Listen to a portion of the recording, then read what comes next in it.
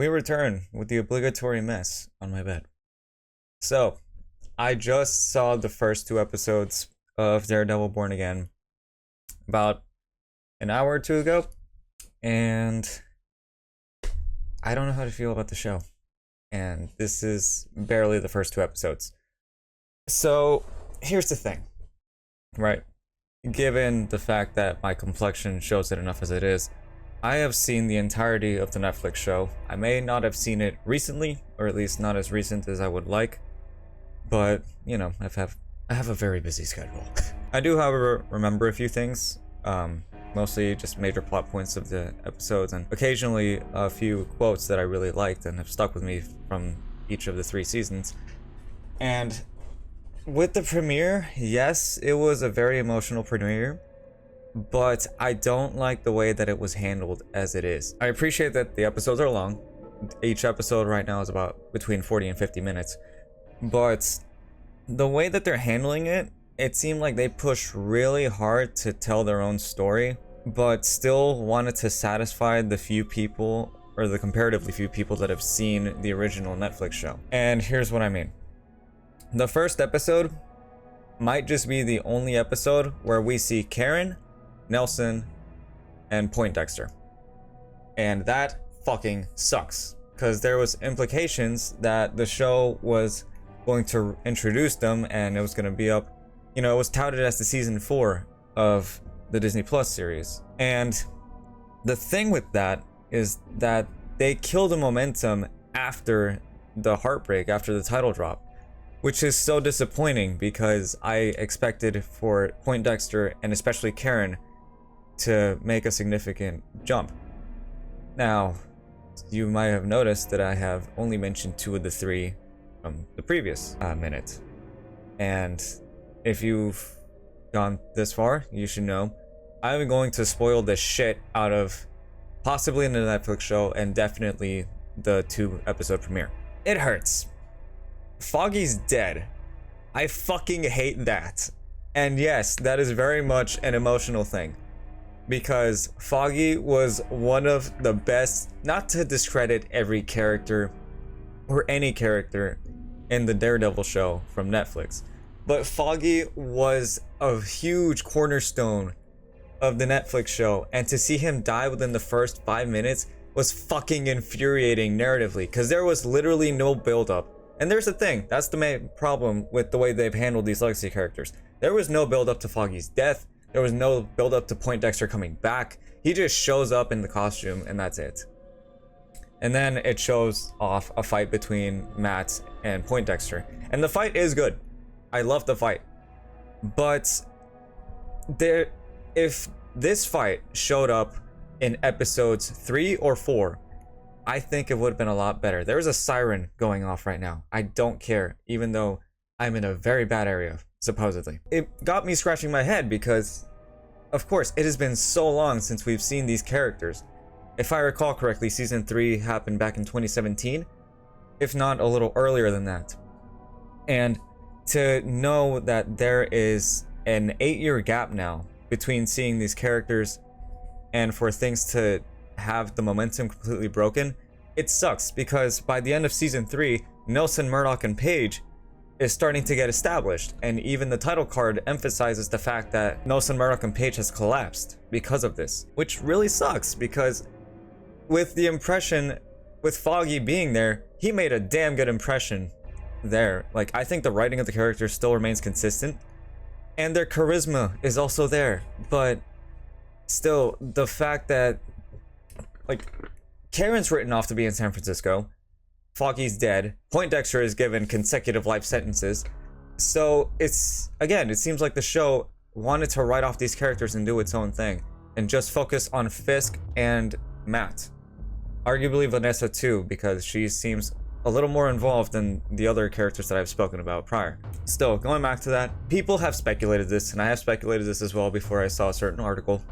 It seems like the Chip Zdarsky run of Daredevil is sort of the blueprint for this, and there are a few criticisms that I have about that as well. Not necessarily the comic itself. The comic itself is great. I recommend it to anybody that has the budget and the time to read it, just like I did some time ago.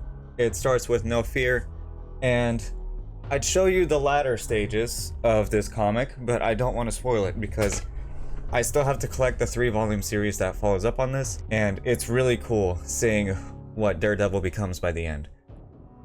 But here's the thing. There is no build-up of Fisk being mayor. And honestly, how could they? They've already spoiled it for the reveal trailers and all the trailers that would come before the show actually aired.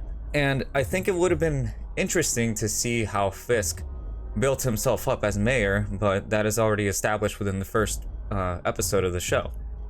And that kind of sucks, because there could have been some time, there could have been some tension of, oh, is Fisk gonna be mayor? Is some stuff coming back to haunt him? And to be fair, in episode 2, stuff does come back to haunt him, especially with the commissioner during the funeral. But still, there's a certain build-up that has to come from this. And there is build-up in the show. There are a few things that are being established early on that I'm sure will be elaborated upon later, but it kind of sucks that one of the most significant moves that can be done is still not sidestepped, but ran through pretty quickly. Now, it sounds like I'm being overly critical about the show, and how can I not be? I've seen the original Daredevil show, I've seen the first season of Punisher 1, the first season of Punisher, but let's get into some positives, even though I've only briefly touched up on this. This is very much a rant, by the way. Again, the legacy characters remain consistent in their writing. Poindexter remains a narcissistic asshole. Karen remains as a cautious but capable woman. Matt holds on to the character that he was in terms of being a man that is in denial about why he's doing what he does in terms of vigilantism. And Fisk, well, he remains a simp for Vanessa. And yes, Vanessa is back. They brought back the actress that plays her, despite speculation or even alleged confirmed reports that Vanessa was going to be recast. I thought it would have been a disappointment in that, because I think the actress for her does a fantastic job. But still. And also, she's holding herself pretty well in the show as well. Like, again, there's a hard reset in the first episode. But Vanessa is proven to be very capable during the time that Fisk is out, which is the main plot point of the first 2 episodes, and I'm pretty sure is going to come back because of a certain season or a certain scene from the end of episode 2. And there are a few things that I think can lead to interesting moments. For example, the BB show that shows up every once in a while. BB, her surname is Urich. And anybody that has seen season 1 of Daredevil knows, and will probably put the dots together by now, that she is related to Ben Urich, which can lead to an interesting dynamic.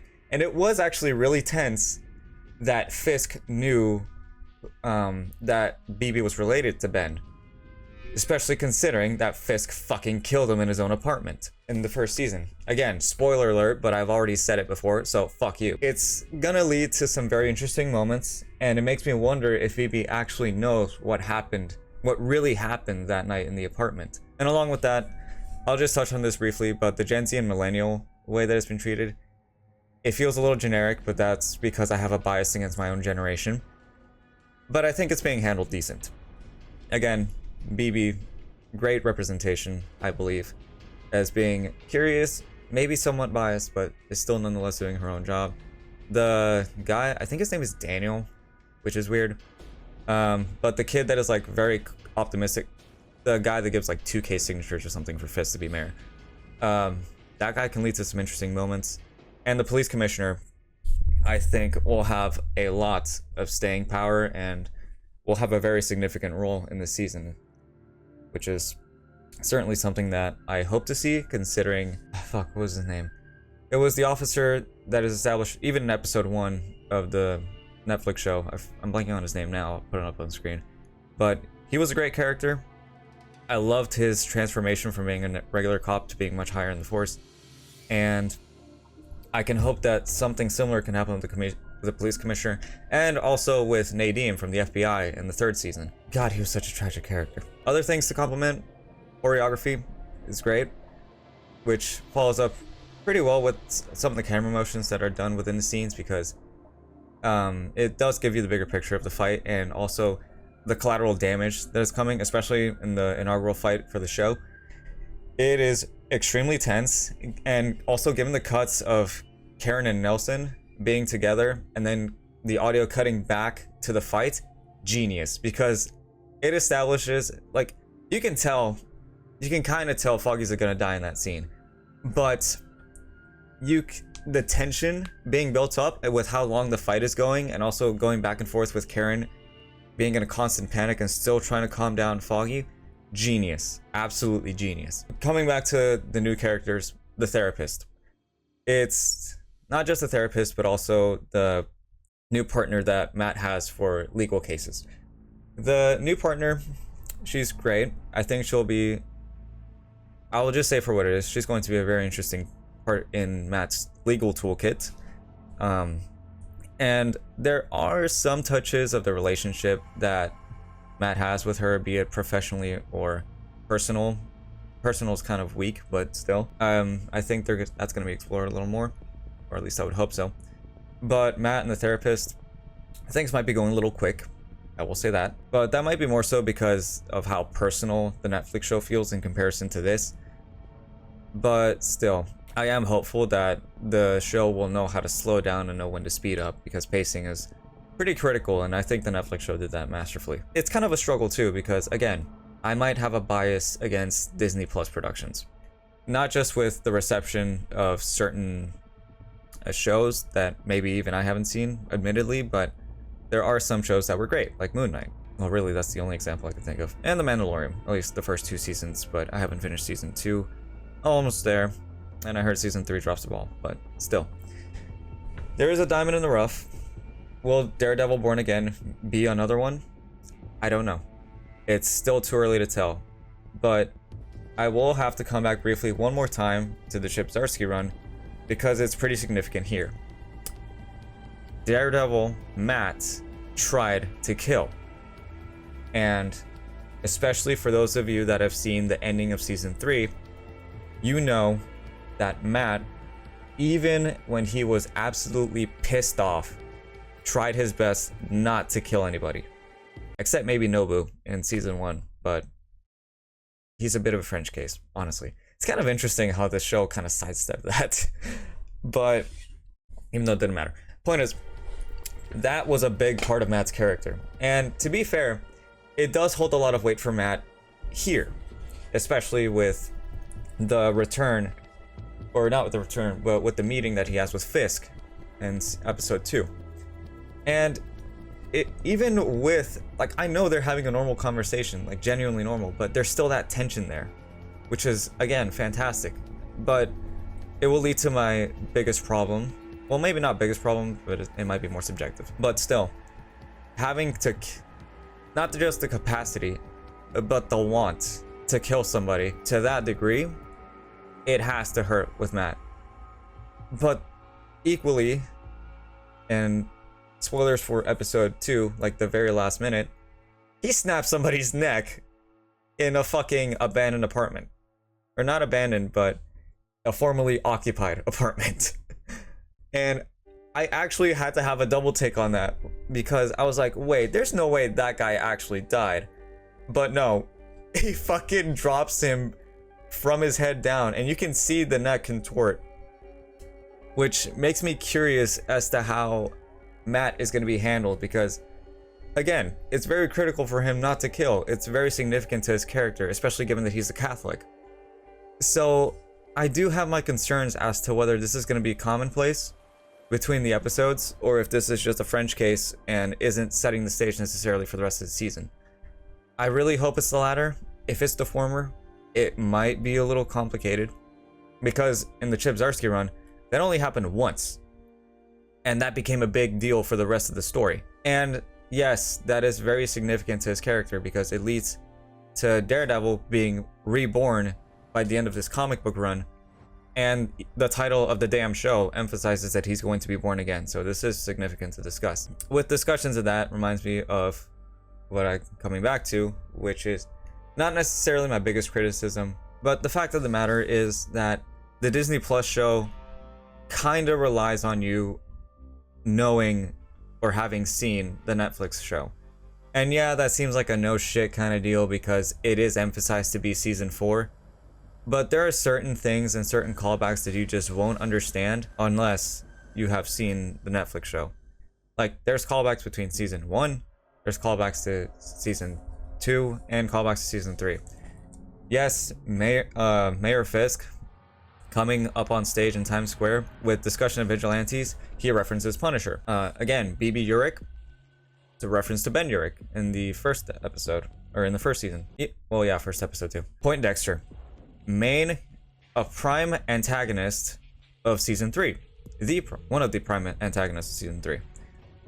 And there's a few other that I'm blanking on right off rip, but, you know, there's also connections with Foggy, Karen, and, of course, Fisk and Vanessa. And also the bar that they went to at the start of the show. I actually appreciated that they went to that bar in particular. But still, there are a few things that the show is getting right. There are a few things that I think the show can scratch up. But given that they're going to roll out the rest of the episodes and that season 2 is already in production, I, again, might be more cautiously optimistic than I am overly optimistic. Which, depending on who you are, may be expected. So, we'll see. Do I have hopes for the show? Yes. Am I overly biased for the show? Yes. Am I biased against the production? Or the people that are handling the production? Yes. But I still think this is going to be good. And we'll see how it goes. I'm kind of curious about the final costume that he's going to have by the end of the show, because there's no way he's going to come back to the costume that he had at the start, or at least not at this moment in time, but again, we'll see. So, yeah, just wanted to rant about it. I had to be as autistic as possible about it, and if anybody wants a one-on-one or even wants to watch the show, I encourage it. Really, I do. So, yeah, that's about it. Take care of yourselves. And also, keep an eye out.